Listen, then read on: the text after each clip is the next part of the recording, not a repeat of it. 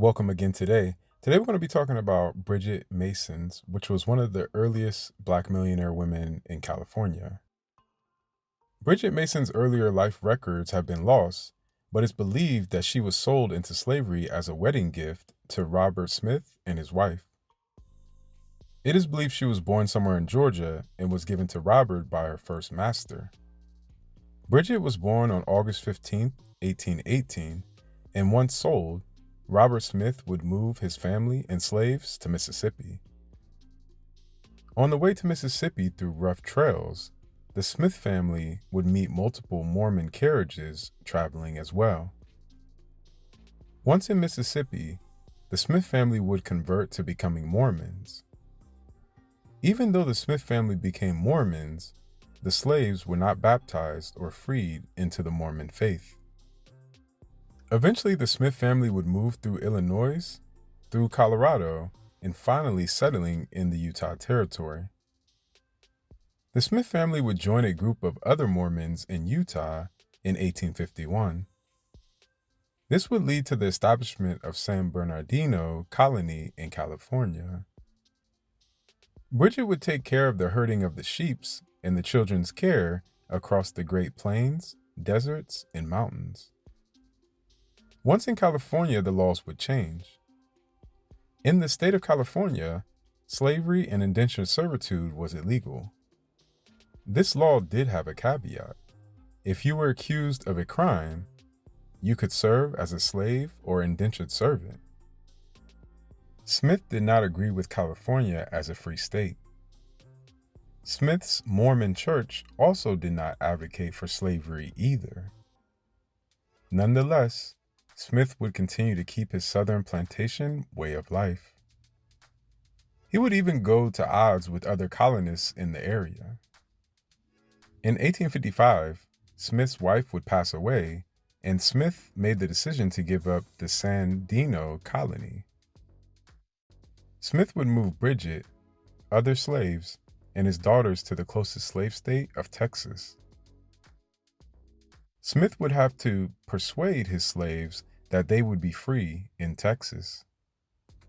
He needed for them to help out on the way and looked at them as valuable manpower. During their stay, Bridget ran into a successful Black man and his wife fetching things for her master. Speaking with her in passing, Lizzie Rowan would tell her that the law stated she was free in the state of California. Bridget did listen to the couple, but still felt obligation to Mr. Smith.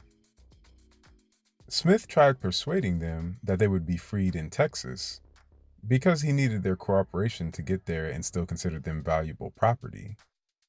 Bridget and fellow slaves did not trust that Mr. Smith would free them in Texas.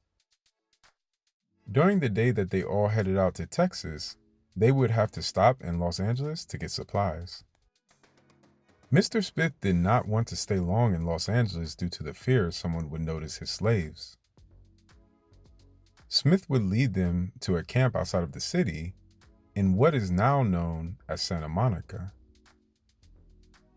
Lizzie Rowan would alert the Los Angeles County Sheriff on the day and let Sheriff Frank DeWitt know that Mr. Smith was taking his slaves to the slave state. Moving slaves to a slave state and even having slaves were a violation of California law. The sheriff would then gather his posse and cut off the party. Sheriff DeWitt would take Bridget and all other slaves into custody. Mr. Smith was due a trial date, and on the day of the trial, he argued that they were his property before coming to California. He argued the state was trying to dispose of his property. Judge Benjamin Hayes would take on the case, and Mr. Smith stated in court that the slaves wanted to go with him to Texas. We must note that at the time, Los Angeles was a dusty small town in which this trial became the talk of Los Angeles. Mr. Smith would go on to bribe and threaten the slave's attorney. Bridget could not even testify against Mr. Smith, and this was due to the prohibition against African Americans testifying against a white person. Judge Hayes would continue and hear out Bridget.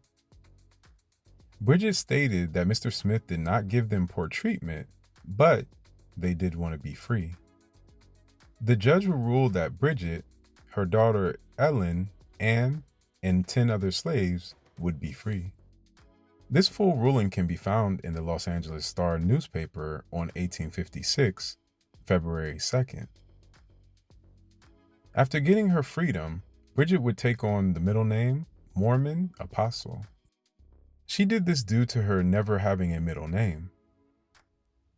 Bridget would go on to work as a midwife and a nurse. She would find work with the Los Angeles physicians.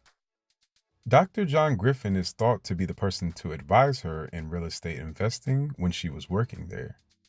Bridget would then save her money very carefully, and in 6 years, she would buy her first property on Spring Street. Her willingness and acquired knowledge over time would help her and her daughters to amass over $300,000 of property. This would make her a millionaire in today's money. She would own prime real estate and hold it for years down the road. This was very lucrative as the small town of Los Angeles started to boom into a bigger city. Bridget would help poor prison people with food, open the first child care center in Los Angeles, and feed homeless people after the Los Angeles River flood. She was known in the community as Auntie or Grandma Mason. Bridget would also help open an elementary school for African American children, and in 1872, she would open her own house up on 331 Spring Street to establish the first African Methodist Episcopal church. She also became fluent in Spanish, and Los Angeles Spanish-speaking community received her into their community. She was very close with Mexican's last governor in California, whose name was Payo Pico. On January 15th, 1891, Bridget would pass away in Boyle Heights. At 48, in 1866, $250 on Spring Street brought her 2 plots of land. This would turn her into one of the most wealthy African Americans in the West Coast of the United States of America. Please like the video, subscribe, turn on the bell notifications so you get all my videos, add on all social medias, which is Africnetwork, and until next time, peace, one love. So catch me if I fall.